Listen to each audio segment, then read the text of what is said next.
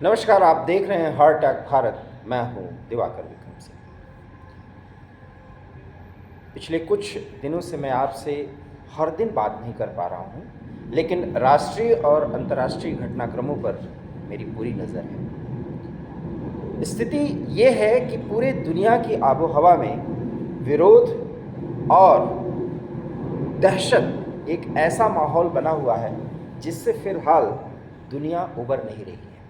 और ऐसे समय में, जैसा कि मैंने थंबनेल में कहा है, प्रधानमंत्री नरेंद्र मोदी पर 72 घंटे तक पूरी दुनिया की नज़र रहेगी। और हो सकता है यहीं से कोई एक ऐसी आशा की किरण दिखे जिससे लग सकता है कि विश्व युद्ध जो अवश्यंभावी है वो फिलहाल टल सकता है। मैं शब्द बोल रहा हूँ, फिलहाल टल सकता है। हालांकि पूरी तरीके से आशंका के बादल छट जाएंगे ऐसा नहीं कहा जा सकता। जी हाँ, मैं ये इसलिए कह रहा हूँ क्योंकि प्रधानमंत्री नरेंद्र मोदी की यात्रा जो यूक्रेन की होनी है और जिस पर पूरी दुनिया की नज़र है, उसके पहले वो पोलैंड पहुँच रहे हैं।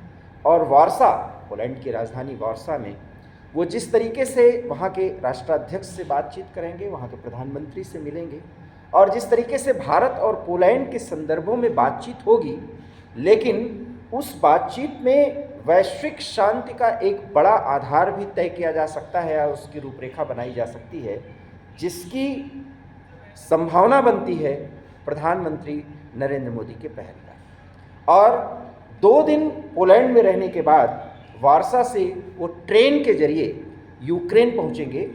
उस यूक्रेन में जहां, जब मैं आपसे बात कर रहा हूं, रसिया ने अपने 3 बड़े ड्रोन अटैक से यूक्रेन को दहला दिया है। और जवाबी कार्रवाई में यूक्रेन ने भी रूस के कब्जाए इलाकों में बहुत घातक या आप कह सकते हैं भीषण हमला किया है।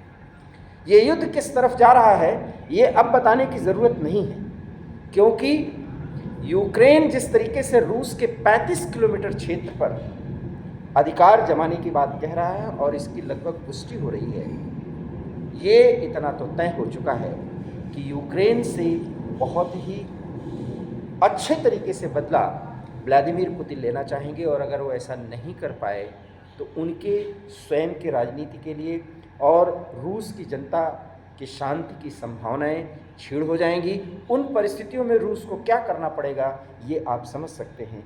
रूस अंतिम विकल्प परमाणु युद्ध को चुनेगा, और जब वो चुनेगा तब जिस पोलैंड की बात मैं कर रहा हूँ और जहाँ प्रधानमंत्री आज पहुँच जाएंगे, वो फिलहाल भारत से रवाना हो चुके हैं, वो पोलैंड रूस का पहला कोपभाजन बनेगा।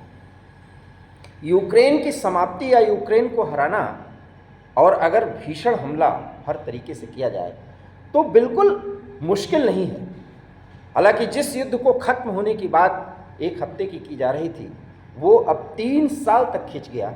लेकिन इसके पीछे अमेरिका और यूरोपीय देश, नाटो के वो सदस्य देश जो यूक्रेन को हथियार सप्लाई करके यूक्रेन के जनता के बलिदान पर, यूक्रेन की तबाही के बिना पर जो कुछ भी रूस के साथ करने की कोशिश कर रहे हैं, उसका खामियाजा यूरोप को भुगतना पड़ेगा, पोलैंड को भी भुगतना पड़ेगा, यूरोप के अन्य देशों को जो कि नाटो के सदस्य हैं उन्हें भुगतना पड़ेगा। और ऐसी स्थिति में अमेरिका को भी पता है कि अगर कोई भी एकमात्र देश है या उसका प्रधानमंत्री या आप यूँ कह सकते हैं राष्ट्राध्यक्ष है या एक राजनयिक मुहिम चलाने की कहीं से भी एक कोशिश होती है तो वो है भारत और भारत के प्रधानमंत्री नरेंद्र मोदी की पहल। इसके पीछे सबसे बड़ा कारण यह है कि नरेंद्र मोदी और व्लादिमीर पुतिन के व्यक्तिगत संबंधों की वैसे ही चर्चा होती है जैसे अमेरिका के राष्ट्रपति जो वर्तमान में बाइडेन साहब हैं, या पूर्व राष्ट्रपति और भावी राष्ट्रपति के संदर्भ में अगर बात करें तो डोनाल्ड ट्रंप हैं।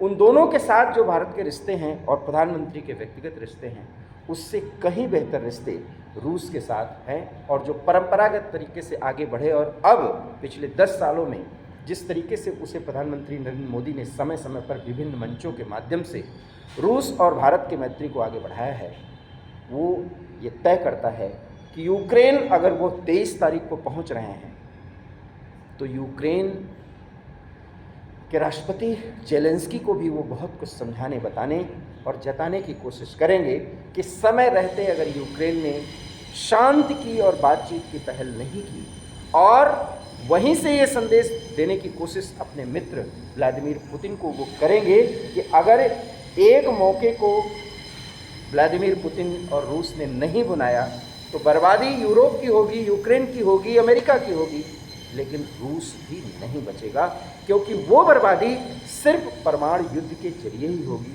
और उस युद्ध की स्थिति में दुनिया के कई देशों का अस्तित्व भी मिट सकता है।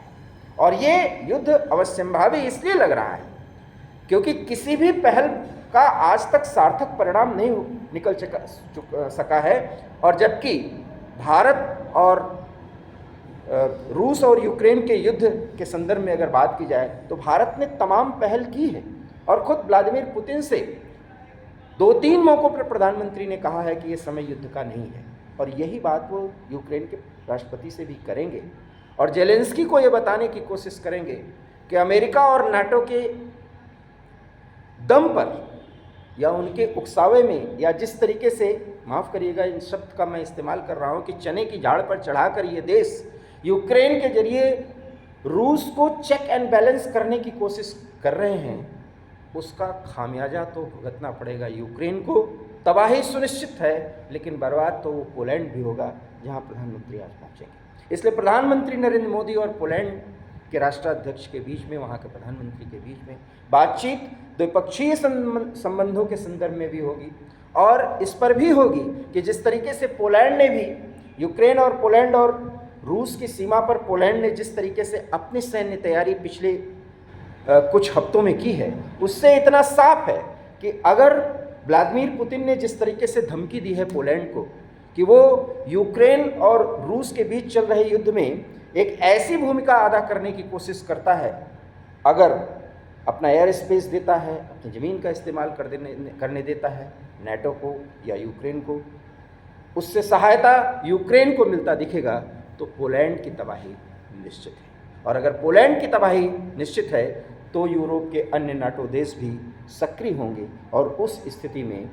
रूस क्या करेगा उस अंतिम विकल्प के बारे में सोचिए। वो परमाणु आयुध का इस्तेमाल करेगा, और एक बार अगर ये स्थिति बनी तो बर्बाद तो रूस भी होगा, लेकिन यूरोप का कोई देश, यहाँ तक कि ब्रिटेन, जर्मनी और फ्रांस भी बहुत मुश्किल में आ जाएंगे। स्थिति तो अमेरिका की भी खराब होगी, जो बहुत मीलों दूर रह करके सिर्फ युद्ध लड़वाने और हथियार बेचने की कोशिश कर रहा है, लेकिन रूस की कसम और व्लादिमीर की कसम में बहुत बड़ा दम है। ये इतिहास गवाह है कि रूस जो युद्ध लड़ता है वो जीतता है, और वो युद्ध वो हारने के लिए लड़ता ही नहीं। और ऐसी स्थिति में प्रधानमंत्री नरेंद्र मोदी जब पोलैंड पहुंच रहे हैं, वार्सा में बातचीत करेंगे, वार्सा से भी एक संदेश जाएगा। वो संदेश जब वो यूक्रेन 23 तारीख को पहुंचेंगे तो उस संदेश में कुछ मिलेगा, और वहाँ से जो संदेश निकलेगा वो व्लादिमीर पुतिन के पास भी पहुँचेगा, और उन देशों को जिनको अमेरिका पूरी तरीके से सहयोग करके यूक्रेन के जरिए रूस को घेरने की कोशिश कर रहा है, अमेरिका तक भी पहुँचेगा। और शायद ये एक शांति पहल हो सकती है, जिसको अगर रूस और यूक्रेन ने माना तो वो युद्ध के बादल जो बहुत ही खतरनाक स्थिति में घिरे हुए हैं वो छट सकते हैं। अन्यथा युद्ध में जो तबाही अब आने वाली है उससे पूरी दुनिया नहीं बचेगी, भारत भी नहीं बचेगा, और हो सकता है पूरी तरीके से पूर्ण रूपेण तीसरा विश्व युद्ध हो, जिसमें यूक्रेन भी जलेगा, रूस भी जलेगा, तबाह यूरोप भी होगा, अमेरिका भी होगा। मत भूलिए इज़राइल, फ़लस्तीन और ईरान भी तबाह होंगे। ऐसे में प्रधानमंत्री नरेंद्र मोदी की ये यात्रा इज़राइल, फ़लस्तीन और ईरान को भी बड़ा संदेश देने जा रही है। भारत फिलहाल पूरी दुनिया की नज़र में है। प्रधानमंत्री नरेंद्र मोदी की यात्रा पर पूरी दुनिया की नज़र है। क्या होगी स्थिति? क्या सचमुच कोई शांति पहल होगी? और अगर वो पहल होगी तो जेलेंस्की और व्लादिमीर पुतिन मानेंगे और अमेरिका खुरपेच करने से बाज आएगा? ज़रूर बताऊंगा अगर आपसे बात करनी होगी। फिलहाल इस वीडियो पर अपनी राय दीजिए, कमेंट कीजिए। देखते रहिए फास्ट टॉक भारत। मुझे दीजिए इजाज़त। नमस्कार।